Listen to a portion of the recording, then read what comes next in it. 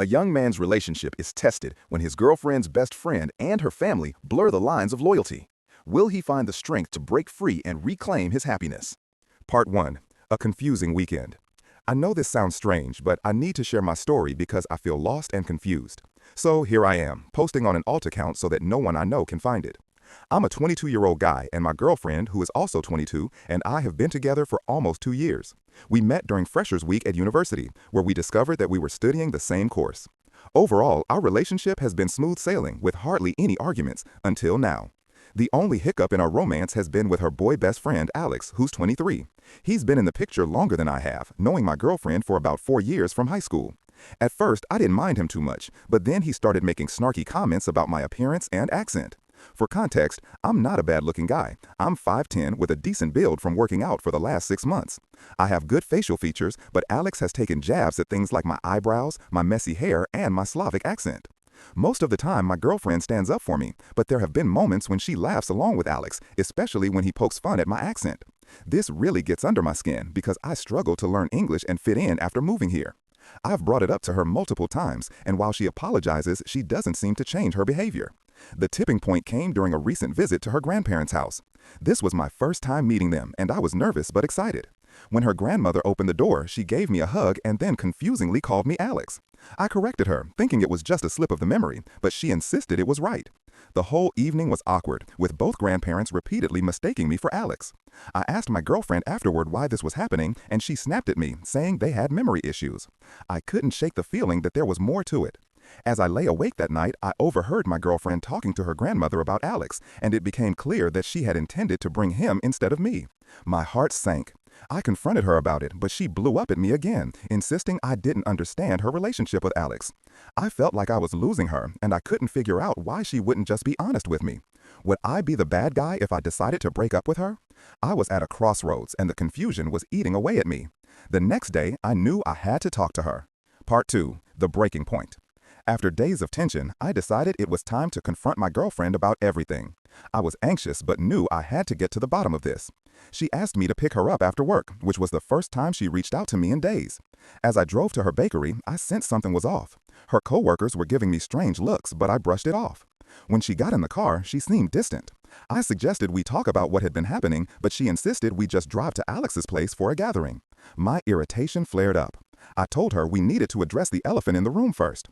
She snapped back, saying anything I had to say could be said on the way. So I laid it all out, her behavior, her defensiveness, everything that had been bothering me. That's when she dropped a bombshell. She told me that her grandparents had been waiting to meet Alex, and that was why they confused me with him. My heart raced. Why hadn't she just told me that? I pressed her about Alex and how he had disrespected me so many times, but instead of understanding my feelings, she claimed I wouldn't get it because of cultural differences. The conversation spiraled from there. She started crying, promising me that nothing was going on between her and Alex. But I felt blindsided.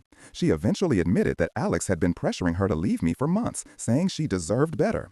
I was done. I didn't need this kind of drama in my life. I told her to get out of my car, and as she cried and begged me not to leave her, I felt a strange sense of relief. Her attitude shifted suddenly, and she hit my arm, claiming I didn't understand. I told her to leave and slammed the door behind her. I drove away, my heart pounding, wondering if I had made the right choice. The silence that filled the car was deafening. I was free, but the weight of uncertainty still hung over me. I had to consider my next steps carefully. Part 3. The fallout. In the days that followed our breakup, my ex-girlfriend bombarded me with messages, pleading for a second chance.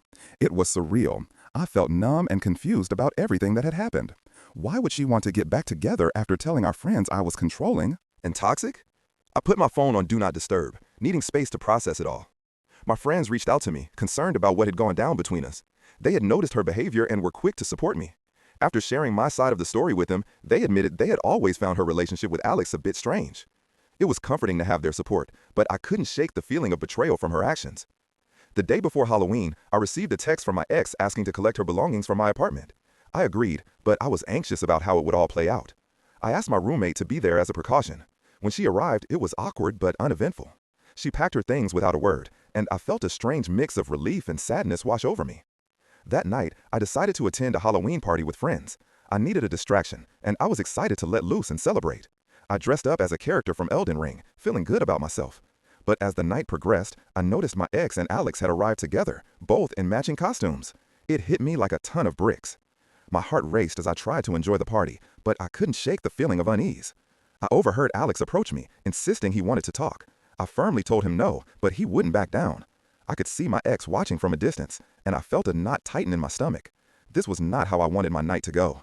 I decided to steer clear of them and focused on my friends. The party was supposed to be fun, but I felt anything but. Part 4. Unwanted Advances. Just as I thought I could escape the tension, my ex approached me again. She looked upset, and I could see she had been crying. I shook my head, trying to distance myself. I didn't want to entertain any more drama. But she wouldn't take no for an answer. She cornered me, begging to talk, and my friends intervened, telling her to back off. I felt embarrassed and frustrated. When my friends left to take care of something, she took advantage of the moment and grabbed my arm, insisting I hear her out. I felt my heart race. I didn't want to make a scene, but I also didn't want to engage with her. Then it happened. She put her arms around my neck and tried to kiss me. I was shocked, pulling away from her in horror. This was crossing a line I had never expected from someone I once loved. I pushed her off, feeling violated by her sudden aggression. She started crying, claiming that I was confused and unstable. I felt a mix of anger and sadness. I had already made my decision. Nothing would change my mind. Feeling overwhelmed, I pushed past her and left the party.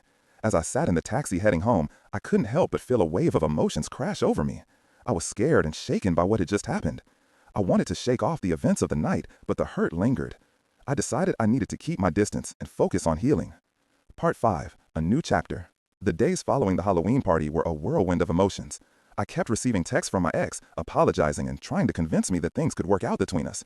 But I had already made up my mind. The relationship was toxic, and I didn't need that kind of negativity in my life. I took some time to reflect on everything.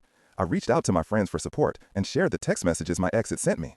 They were furious on my behalf, and it felt good to have their backing. We talked about how Alex was clearly a manipulative influence in her life, and it was hard to understand why she couldn't see it.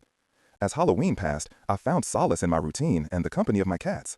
I spent evenings watching movies, ordering takeout, and enjoying the little things that brought me joy. It was a welcome distraction from the chaos that had unfolded. Just when I thought I was moving on, I learned that my ex would be attending the same party as me in a few days. I felt a twinge of anxiety, but I decided I wouldn't let her affect my plans. I had friends who supported me, and I was determined to enjoy myself no matter what. I was ready to embrace this new chapter in my life, free from the toxicity I had been dealing with. Part 6. Moving on. As the days turned into weeks, I focused on myself and my happiness. I spent more time with friends who uplifted me and distanced myself from those who were still connected to my ex. I felt empowered by my decision to leave that relationship behind. I knew I had made the right choice. The day of the party arrived, and I was excited to dress up and enjoy the festivities. I kept my spirits high, knowing I had the support of my friends. As I walked into the venue, I noticed my ex looking for me, but I brushed past her, determined not to let her ruin my night. As the evening progressed, I enjoyed conversations, laughter, and the thrill of being in the moment. I felt liberated and free from the burdens of my past. When I saw my ex trying to approach me again, I took a deep breath, remembering my worth and the decision I had made. It was clear to me then that I had grown and learned so much from this experience. I realized that I deserved someone who appreciated me for who I am and respected my culture. I left the party feeling lighter and more confident, ready to embrace whatever came next. I had turned the page on a chapter of my life filled with confusion and negativity, and I was ready to write a new story, one filled with love, respect, and happiness. In the end, I knew that the best was yet to come, and I was excited to see what the future had in store for me.